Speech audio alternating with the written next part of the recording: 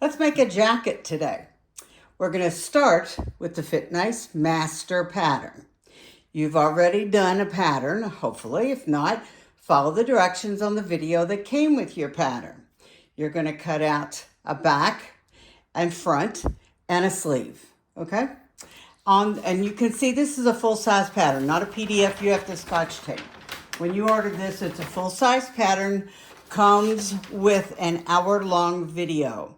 Now, one of the things that it has on this pattern is it has templates so that you can see how low you want a V-neck or a scoop neck. So you have the template to use. And I'm going to use this template in just a minute because we're going to make a jacket. Now, I have already made my master pattern, and this is my master pattern. I made a new one for 2024, and I marked it 2024. Some lady told me the other day that she not only marks her patterns for dates, she also puts her weight on there. You notice I didn't put my weight on there, but I have it marked for 2024. Now, this is my master pattern. This is the back on the fold.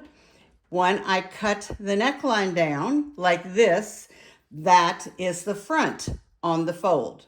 But we're going to take this pattern that I have already made out of a knit, and I was very happy with the fit. We're going to take this pattern and we're going to create a jacket pattern. So let me show you how that's done. First of all, I have taken my master pattern and I have added 1 inch to the side seam. I have used that for my back, and I'm going to use it for my front. So 1 inch to the side seam, okay? To the front, and to the front only, I am going to add, let me turn this around here just real quick. I am going to add 2 inches to the center front. Because in a jacket, you may decide that you want buttons and buttonholes. So you need that extra in the center front to make the buttons and buttonholes. If you're going to put a zipper in, like I'm going to put a zipper in, you only need 1 inch to the center front. So you can take half of that off. Okay? Now, I'm going to show you a template that you can use, or an idea that you can use. Let me put it that way. So this is your master pattern. We're going to pretend that's my master pattern. I have a back, and the back, again, is when the neckline is up. Now, if you think about this, if you look in a mirror, you'll see this. Your back is higher than your front. So this is the back of my pattern. When I fold this little tab down, this is the front of my pattern. So this is the back, and this is the front. So I'm going to take 1/2 of my front, because that's what a jacket is. It's opened in the front, whether it has buttons and buttonholes or whether it has a zipper. It's still open in the front. So to the front, I am going to add 2 inches.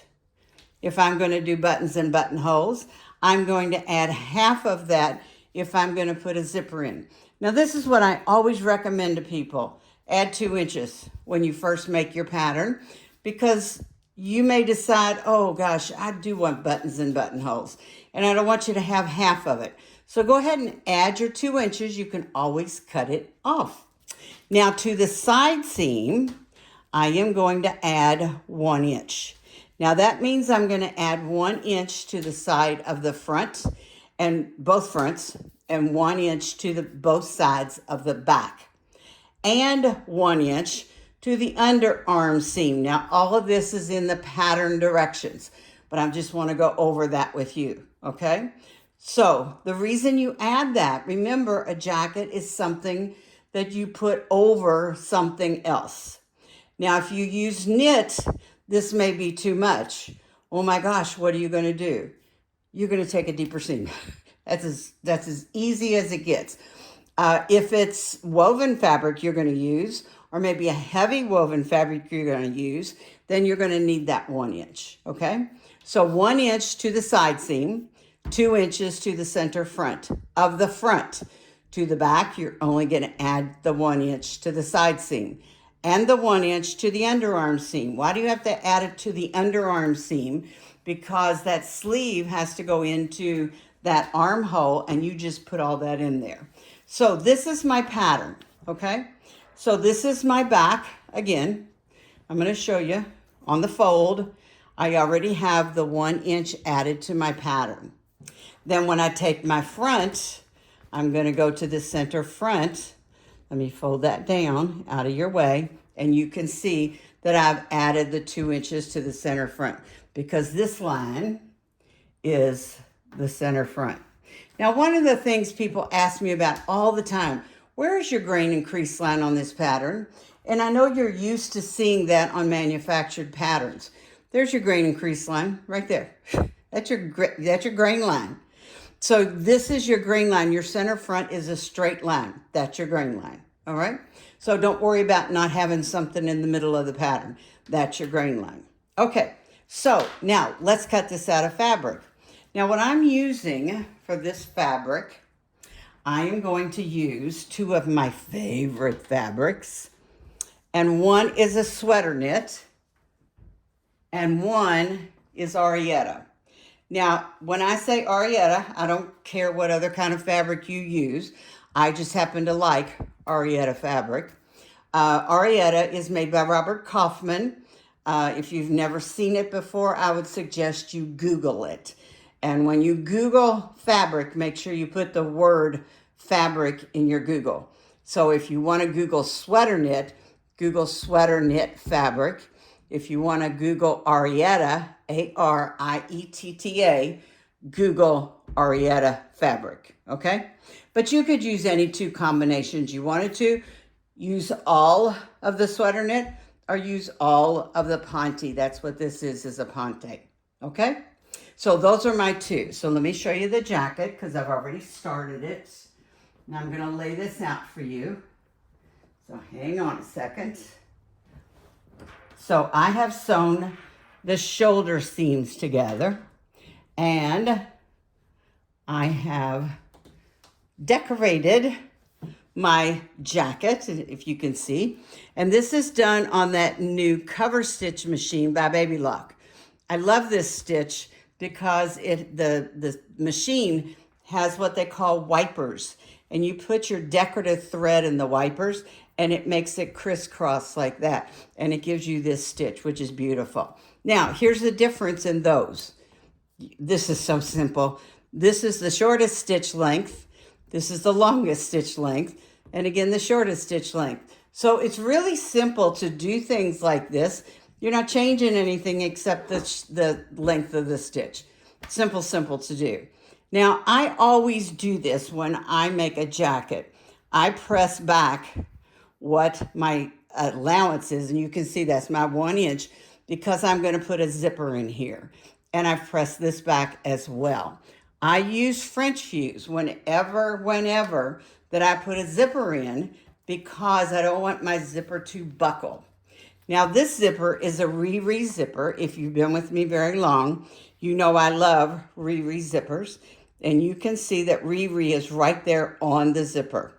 You can go to pacifictrimming.com and you can purchase a Riri zipper. I love Riri zippers. You can see this is shiny. So I haven't really decided if this is what I'm going to use. I think this is what I'm going to use, but I haven't really decided. So that's what it's going to look like when it goes into the jacket. Now, I have to put the facing on. So in order to put the facing on, I need the collar on the facing. So let me show you how that's done because it's very, very simple to do. Let me move this out of the way, and then I'm going to show you how we do this. So these are my 2 facing pieces. Now, one of the things, and they've been pressed back as well, you can see, has French fuse on it and it's been pressed back. One of the things that I like to do is I like to put pockets on my facings because I like everything on the inside of my jacket, not on the outside of my jacket. And if I do put a pocket on the outside of my jacket, I am going to zip the edge of the pocket because I don't want anybody getting into my pocket. So I have a little one that will hold my credit card, And then I have a bigger one that would hold my cell phone if I want to. Now, one of the things I want to show you, because I think sometimes this freaks you guys out, I don't turn over edges when I make pockets on the inside. Can you see that? These are the raw edges. Why do I do that? Because I don't want any bulk in the front of my jacket. I don't need to turn them over. This is a knit and it's never going to ravel. You want to do the edges with your serger? That's fine. But I didn't even do that. I just stitched them on, as you can see. Okay? So what I'm going to do is I am going to take my collar. Now, if you noticed when I held up that jacket, I already had the collar stitched to one side of the jacket. And you can see this collar is in colors. That's because the jacket is in colors. So I would stitch, open this up, and I would start stitching to the gray part. All right. And I would come all the way over here and stitch it with a 1/2 inch seam, because remember my patterns, all my variations are 1/2 inch seam. I don't use a 5/8 inch seam when I make anything, knit or woven, for the upper part of your body, because we don't need all that bulk in your seams. Everybody's trying to get rid of bulk, and I am too. All right, so I'm going to stitch that on. Then I'll go over and stitch this to the facing. Then all I have to do is to stitch the edge of the collar to the edge of the collar, turn everything to the inside, and you have your jacket mostly finished. Isn't that easy? Then all you have to do is to put in your zipper. Now, there's a couple of ways that you can hold that zipper in place. I know a lot of you use clips. I don't particularly care for that, but that's just me. Some of you use pins, which is fine. Personally, I like to glue. I'm a glue freak. If you have a very lightweight zipper, you can use a fabric glue stick to glue the two edges together. Why do you want to do that? Well, your feed dog wants to pull your fabric, and you don't want to go putting in a zipper and then it's pulled your fabric. So it's easier if you glue it in, then it won't go anywhere. All right. You can also use a product, and I love this product. This is called Steam-A-Seam, and Steam-A-Seam is sticky. So the sticky part has paper on it. So one side is sticky and one side is paper. And I'm just going to show you on the edge of here real quick how I can take just a piece of this, and you wouldn't have to do the whole front. You could just do it in pieces just so it held in place. And I'm going to finger press it. All right. You can see that I've used, wait a minute, let me go up here. I've used my nail to finger press it. Then what I'm going to do is I'm going to peel off the paper. Now, the advantage to this is, hang on a second, because I didn't get it quite started over here. The advantage to this is when you have, whoops, let's go back and do it again. Finger press it. The advantage to this is when you have the glue on and you have not ironed it yet, the glue will hold this in place. Now, once you iron it, let me get this started with a straight pin. Once you iron it, see the glue? Can you all see the glue?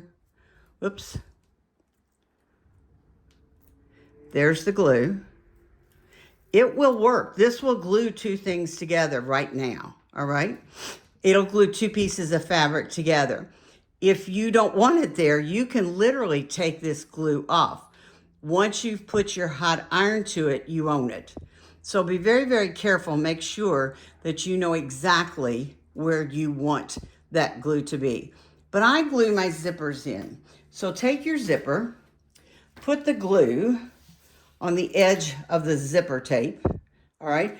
And then put that into between the facing and the jacket itself. Steam-A-Seam, buy it anywhere. I like the 1/2 inch wide Steam-A-Seam because I think it's easier to use. So when you're all finished, you're gonna have a beautiful jacket. Post pictures of your jacket. We love seeing them. Bye.